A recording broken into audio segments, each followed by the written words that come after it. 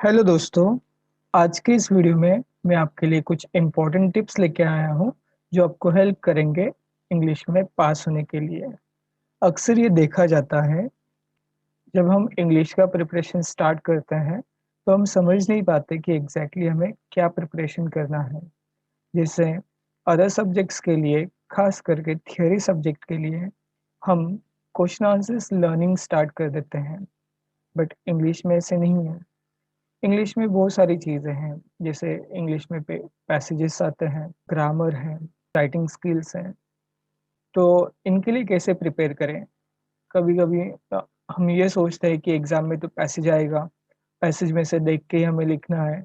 लेकिन जब हम एग्ज़ाम में लिखना स्टार्ट करते हैं, तब हमें पता चलता है कि काश थोड़ा-सा और अच्छे से प्रिपेयर किया होता। तो इस वीडियो में आपको मैं कुछ इम्पोर्टेंट टिप्स देने वाला हूँ, जो आपको एग्ज़ाम में ज़रूर काम आएँगे। Tips for passing in English. सबसे पहले जितने भी लेसन्स आपको हैं, उनका केयरफुली रीडिंग एक बार हो जाना चाहिए। आप हर एक दिन एक लेसन लेंगे, तो आपके जितने लेसन्स हैं एज़ वेल एज़ जो पोएम्स हैं, उनको आपको एक बार रीड कर लेना चाहिए। इससे आपको लेसन के बारे में थोड़ी बहुत आइडिया आ जाएगी, आपका रीडिंग स्पीड इम्प्रूव हो जाएगा, आप उस लेसन से थोड़े बहुत फ़ैमिलियर हो जाओगे। एक टॉपर था साइंस में से, उसको जब पूछा गया कि तुमने किस तरीके से प्रिपरेशन किया सब्जेक्ट्स का, तो जो भी उसके सब्जेक्ट्स थे जैसे PCMB, physics, maths, chemistry, bio, तो उसके वो लर्निंग करता था। और जब मैंने उसे इंग्लिश के बारे में पूछा तो उसने बताया कि एक्चुअली वो एक मतलब पान का शॉप है उनके पिताजी का, तो आफ्टरनून में वो वहाँ पे बैठा रहता था। और आफ्टरनून के समय में वहाँ पे ज़्यादा कस्टमर्स नहीं आते थे, तो उस समय वो इंग्लिश का टेक्स्ट बुक लेके बैठता था और लेसन्स को रीड करता था। इससे उसे इंग्लिश में अच्छे मार्क्स भी आए, एज़ वेल एज़ वो हेल्प उसे अदर सब्जेक्ट्स में भी हुआ। इसके लिए आप जितना रीड कर सकते हो, उतना आपके लिए बेनिफिट होगा। सेकंड जो इम्पोर्टेंट चीज़ मैं आपको बताना चाह रहा हूँ, वो है कि आपको हर दिन कुछ ना कुछ 1 पेज का लिखना चाहिए। या फिर वो आपने जो लेसन रीड किया उसके बारे में आपका क्या थॉट है, वो आप लिख सकते हो। नो मैटर आपने सही लिखा है या गलत लिखा है, बट आपने जो स्टेप लिया है वो इम्पोर्टेंट है। तो उसके लिए आप एवरीडे 1 पेज कम से कम लिखना, ये हैबिट हो जाना चाहिए आपका। इससे आपका राइटिंग स्पीड इम्प्रूव हो जाएगा, आपके थॉट्स जो है वो जनरेट होना स्टार्ट हो जाएँगे। अगर आपको लिखने में कुछ डिफ़िकल्टी है, तो आप ये टिप को फॉलो करो, जहाँ पे आप भले आप किसी नोट से, किसी मटेरियल से कॉपी पेस्ट कर रहे हो, देख के लिख रहे हो तो भी वो चलेगा, लेकिन आपको लिखना चाहिए। एवरीडे प्रैक्टिस हो, इसके लिए फिर आपको नेक्स्ट जो टिप है उसको फॉलो करना चाहिए। इसमें आप अपना स्टडी का टाइम टेबल बना लें और वीक का टाइम टेबल बनाएँ, ये नहीं कि पूरे मंथ में वो टाइम टेबल फॉलो हो। वीकली आप टाइम टेबल बनाओ, आपके स्टडी आवर्स जो है उसको डिवाइड करो, उन स्टडी आवर्स में ब्रेक भी होना चाहिए।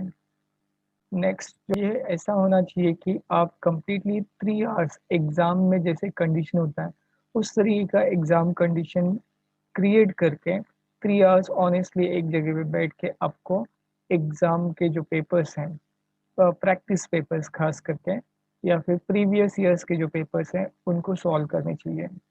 इससे आपको एक कंप्लीट माहौल मिलेगा कि कैसे एग्ज़ाम में आपको कहाँ पे कितना टाइम डिनोट करना है, किस क्वेश्चन के लिए कितना आपका टाइम जा रहा है, ये आपको पता चलेगा।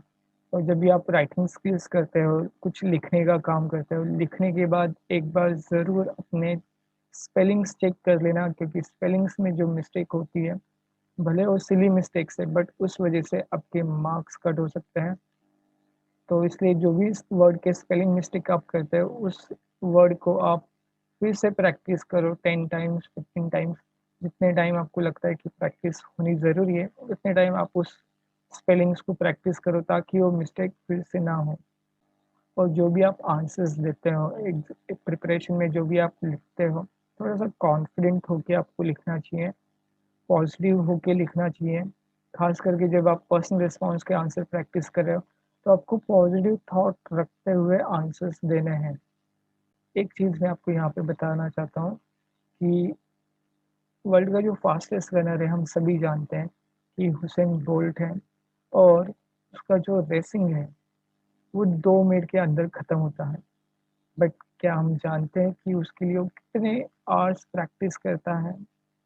तो एवरीडे मॉर्निंग में और इवनिंग में ऐसे 2 बार 4 आवर्स, यानी कि टोटल मॉर्निंग में 4 आवर्स और इवनिंग में 4 आवर्स, ऐसे टोटल 8 आवर्स एवरीडे वो प्रैक्टिस करता है 2 मिनट की रेस के लिए। तो सोचो आपका तो 3 आवर्स का पेपर है, तो आपको कितनी प्रैक्टिस करनी चाहिए? तो कहने का मतलब यही है कि आप जितना प्रैक्टिस करोगे, उतना आपको हेल्प होगा। ये क्वेश्चन पेपर का जो फॉर्मेट है, जो एक्टिविटी शीट जो है आपका एग्ज़ाम का, उसको आप पहले अच्छे से स्टडी कर लो कि उसमें क्या फॉर्मेट है, किस टाइप के क्वेश्चंस आते हैं। क्वेश्चन 1 में क्या पैसेज कौन से क्वेश्चंस पूछे जाते हैं, क्वेश्चन 2 में क्या क्वेश्चंस हैं, सब क्वेश्चंस क्या हैं, उसमें कितने सेक्शंस हैं, इनका आप अच्छे से स्टडी कर लो।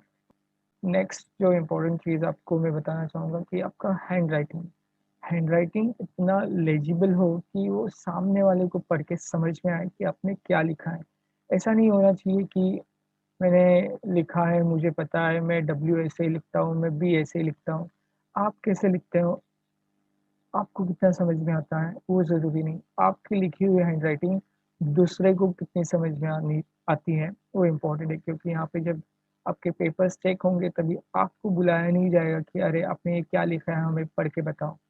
वहाँ पे एग्ज़ामिनर को जो लगेगा कि आपने स्पेलिंग रॉन्ग लिखी है, उसे लगा कि ये बी नहीं है, ये डी है, तो फिर वो रॉन्ग हो जाएगा।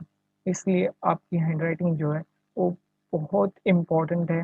एक इम्प्रेशन क्रिएट करने में, एक गुड इम्प्रेशन क्रिएट करने में वो हेल्प करती है। लाइन्स को टच करते हुए आपको वर्ड्स लिखने चाहिए और पैसेज के लिए मैं आपको कहूँगा कि आपकी रीडिंग इतनी इम्प्रूव होनी चाहिए कि आप सिर्फ एक नज़र डालो पैसेज पे और आपको अंडरस्टैंड हो जाए कि ये कौन से लेसन का पैसेज है। अगर अनसीन पैसेज भी हैं, means reading with the eyes जो कहा जाता है, वो वहाँ पे होना चाहिए। और कभी-कभार ये होता है कि हम आंसर जानते हैं और इंग्लिश में लिखना चाहते हैं, लेकिन हमें एग्ज़ैक्टली वो वर्ड नहीं मिलता है और फिर हम अदर लैंग्वेज के वर्ड्स लिखते हैं, कभी मराठी वर्ड्स लिखते हैं, तो कभी हिंदी। तो इनको आपको अवॉइड करना चाहिए और जो भी टिप्स मैं आपको दे रहा हूँ, ये सभी टिप्स एग्ज़ाम की प्रिपरेशन के लिए हैं। जब आप किसी क्वेश्चन का आंसर्स देते हो, तो आंसर कितने हम अट्रैक्टिव वे में दे सकते हैं, इस पे हमें सोचना चाहिए। जैसे कि अगर मैं सेंटेंस कहता हूँ, he gave me a pen, इसी सेंटेंस को अगर मैं कहूँ, ही गिफ्टेड मी अ पेन, तो कितना अच्छा सेंटेंस ये लगता है। तो अगर आप अपने सेंटेंसेस में फिगरेटिव लैंग्वेज यूज़ कर पाएँ, उतना ही अच्छा आप इंप्रेशन क्रिएट कर सकते हो। आप इडियम्स और प्रोवर्ब्स का स्टडी करो, जब पर्सनल रिस्पॉन्स के आंसर्स लिखते हो या फिर जब आप राइटिंग स्किल्स के आंसर्स लिखते हो, तभी आपको इनका हेल्प ज़रूर होगा और एक अच्छा इम्प्रेशन आप क्रिएट कर पाओगे। अगर मैं आपको 2 मिनट दूँ और कहूँ कि चलो मुझे स्पीच लिख के दो या रिपोर्ट लिख के दो इंडिपेंडेंस डे पे या टीचर्स डे पे, तो ये थोड़ा-सा आपके लिए डिफ़िकल्ट जाएगा, चैलेंजिंग होगा, क्योंकि उतना आपके थॉट्स क्विकली जनरेट नहीं होते हैं। लेकिन अगर मैं आपको कुछ समय दूँ कि चलो मैं कल या 1 हफ़्ते के बाद आपको मैं इस टॉपिक पे स्पीच या रिपोर्ट के लिए बोलने वाला हूँ, तो आप इतने टाइम में अच्छे से प्रिपेयर कर पाओगे। तो इसके लिए जब आप प्रिपेयर करते हो, तो जो एक्टिविटी शीट्स हैं या राइटिंग स्किल्स के जो क्वेश्चंस हैं, उसमें से किसी एक राइटिंग स्किल के क्वेश्चन को एवरीडे पिकअप करना है और उस पे हम क्या अच्छे से लिख सकते हैं, उसके ऊपर सोचना है, कंटेम्पलेट करना है, रिवाइज़ करना है कि अरे मैं इस टॉपिक पे क्या-क्या लिख सकता हूँ। पूरे दिन उसके ऊपर थिंकिंग करके, उन पॉइंट्स को गैदर करके, उस पर्टिकुलर राइटिंग स्किल को आप इम्प्रूव कर सकते हो। और हर दिन जब आप लेसन रीड करोगे, टेक्स्ट बुक में से, आपके कोर्स बुक में से, तो उस लेसन के पहले एक आइस ब्रेकर्स है और लेसन के बाद ब्रेनस्टॉर्मिंग की एक्टिविटीज़ है, उनको भी आप एक बार गो थ्रू ज़रूर करना, तो आपको डेफ़िनेटली एग्ज़ाम में काम में आएँगे। अगर ग्रामर की बात करें, तो ग्रामर एक ऐसा टॉपिक है जिसमें आपको जितना आप प्रैक्टिस कर पाओगे उतना वो आपको हेल्प करेगा। जैसे ग्रामर में अलग-अलग सेंटेंसेस की हम प्रैक्टिस कर सकते हैं, टेंसेस हैं, चेंज द वॉइस है। एवरीडे जो आप लर्निंग कर रहे हो या लिख रहे हो, उसमें ग्रामर का रूल्स अप्लाई करना आप सीखो। ख़ास करके टेंसेस में आप मिस्टेक मत करो, क्योंकि जो भी हम आंसर्स लिखते हैं, ज़्यादातर उसमें 2 मिस्टेक हम जनरली करते हैं। एक होता है टेंसेस और दूसरा है सेंटेंस का स्ट्रक्चर। अगर इन 2 चीज़ों को हम अच्छे से करें, तो आई डोंट थिंक कि आपको आपके आंसर्स में और कोई मिस्टेक हो पाएगी। जब आप स्टडी करोगे, इंग्लिश के लिए प्रिपरेशन करोगे, तो चारों जो स्किल्स हैं, उन पे फ़ोकस करते हुए आपको स्टडी करनी चाहिए। तो राइटिंग स्किल्स यानी कि जैसे हम बोलते हैं, जनरली हम वैसे ही लिखने की कोशिश करते हैं। इसके लिए आप स्पीकिंग पे भी उतना ही फ़ोकस करो, जितना आप राइटिंग स्किल पे फ़ोकस करोगे। इंटेंसिव रीडिंग भी कर सकते हो, जिसमें फिर आप न्यूज़पेपर रीडिंग करो या फिर मैगज़ीन रीडिंग करो या फिर टीवी जो चैनल्स हैं अ, उसमें इंग्लिश जो चैनल्स हैं, उनको लिसनिंग करो। और ये सभी जो चीज़ें हैं, आपके थॉट्स को इम्प्रूव करेंगे, आपके थॉट्स को जनरेट करेंगे, जो एग्ज़ाम के लिए इम्पोर्टेंट है। और जो भी आप आंसर्स लिखते हो, उसको बार-बार रीड करो, उसमें जो मिस्टेक्स है, उसको कैसे हम अवॉइड कर सकते हैं, उस पे फ़ोकस करो। खास करके जब आप सेंटेंस में आर्टिकल्स लिखते हैं या प्रीपोजिशंस यूज़ करते हैं, तो वो सही से यूज़ हुए या नहीं, ये आप चेक कर लो। ऐसे नहीं कि पूरा दिन आपको स्टडी करना है, आपको बीच-बीच में ब्रेक लेने हैं, रेस्ट भी लेना है, अपने माइंड को रिलैक्स भी करना है, उसमें फिर आप वॉकिंग के लिए जाओ या फिर वीडियो गेम्स खेलो, अच्छे से खाना खाओ, रेस्ट उतना ही इम्पोर्टेंट है। कहा जाता है a sound mind in sound body. कोई भी इश्यूज़ है राइटिंग स्किल्स के, उसके क्या एडवांटेजेस है, उसके क्या डिसएडवांटेजेस है, उसको आप थिंक करो। ये जो करंट जो टॉपिक्स है, उनके ऊपर आप थिंकिंग कर सकते हो कि राइटिंग स्किल लिखते हो, ख़ास करके लेटर राइटिंग में कंप्लेंट राइटिंग है या फिर रिव्यू काउंटर व्यू लिखते हैं या स्पीच लिखते हो, तो सिर्फ़ आपको प्रॉब्लम्स नहीं, उसका इफ़ेक्ट और उस इफ़ेक्ट के बाद उसके क्या कॉज़ेज़ हैं और उसमें हम क्या सॉल्यूशन दे सकते हैं, ये भी आंसर में होना चाहिए। तो यानी कि आपको हर एक एंगल से उस इश्यू को थॉट करना चाहिए। जो भी आपके डाउट्स हैं, आप जितने भी आपके पास अवेलेबल सोर्सेस है, डिफरेंट सोर्सेस हैं, उनका हेल्प लेके उन डाउट्स को सॉल्व किया करो। उसमें फिर आप अपने टीचर्स का भी हेल्प लो या फिर आपके जो फ्रेंड्स हैं जिससे जो आपको हेल्प कर सकते हैं, या फिर आप मुझे भी कमेंट में बता सकते हो कि आपके क्या डाउट्स हैं और डेफ़िनेटली मैं आपको हेल्प करूँगा।